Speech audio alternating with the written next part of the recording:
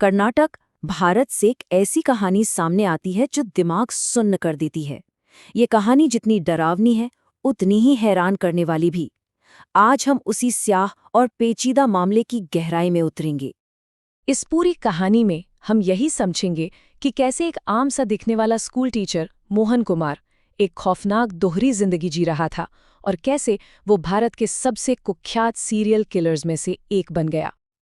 देखिए, ये कहानी किसी एक कातिल से शुरू नहीं होती, बल्कि इसकी शुरुआत होती है रहस्यमयी मौतों के एक ऐसे सिलसिले से जिसने सालों तक पूरे राज्य की पुलिस को उलझाए रखा था। साल 2003 से 2009 के बीच सोचिए, एक के बाद एक कई जवान लड़कियों की लाशें मिलती हैं। कहाँ? बस स्टेशनों के पब्लिक टॉयलेट्स में। शुरू में तो इन सभी मौतों को आत्महत्या मानकर केस बंद कर दिया जाता था, लेकिन जैसा कि इस टाइमलाइन पर हम देख सकते हैं, ये एक बहुत ही खतरनाक सिलसिले की बस शुरुआत थी। और यहीं पर सबसे बड़ी चूक हुई।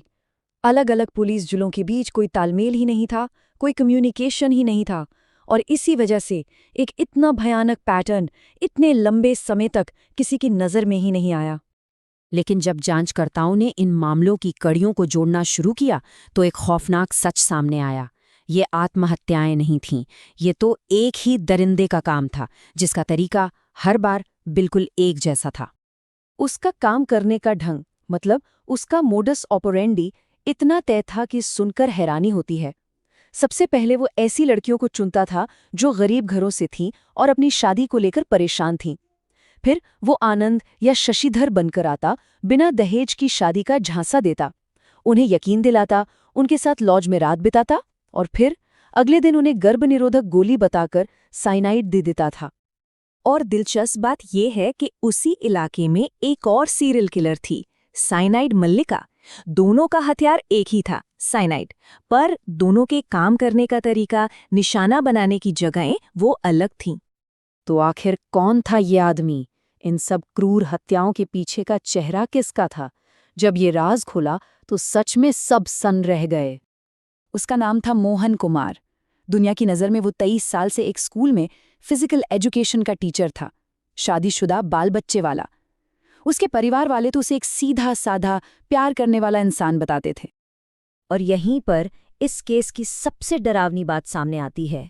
बाहर से वो एक आम टीचर था, एक फैमिली मैन, लेकिन अंदर से वो एक सीरियल रेपिस्ट और कातिल था, जो सिर्फ जल्दी पैसा कमाने के लिए 20 से ज्यादा लड़कियों को अपना शिकार बना चुका था। उसकी तीसरी पत्नी का बयान सुनिए। मैंने उसके पास कभी कोई साइनाइड नहीं देखा। वो एक प्यार करने वाला पति था जो अपनी सारी बातें मुझसे बताता था।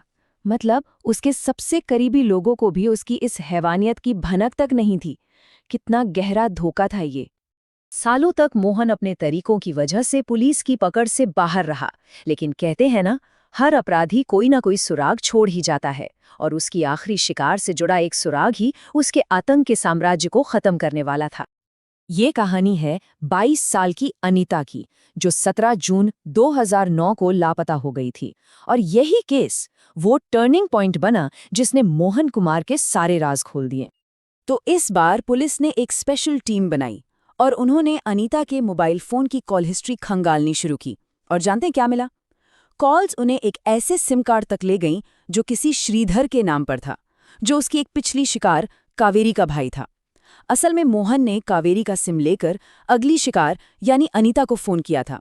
बस यही एक डिजिटल सुराग पुलिस को सीधे मोहन कुमार तक ले गया।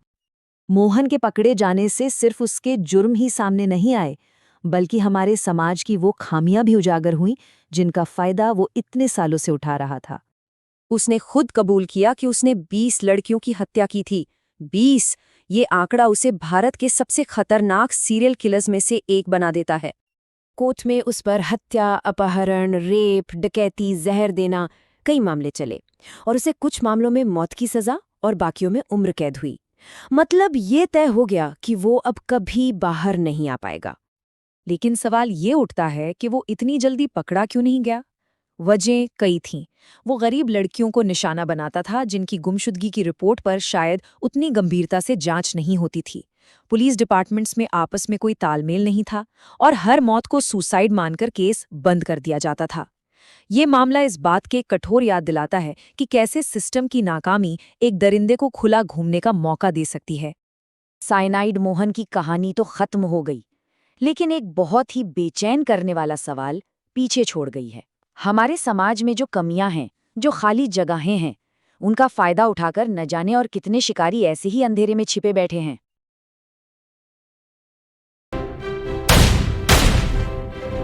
Subscribe for more.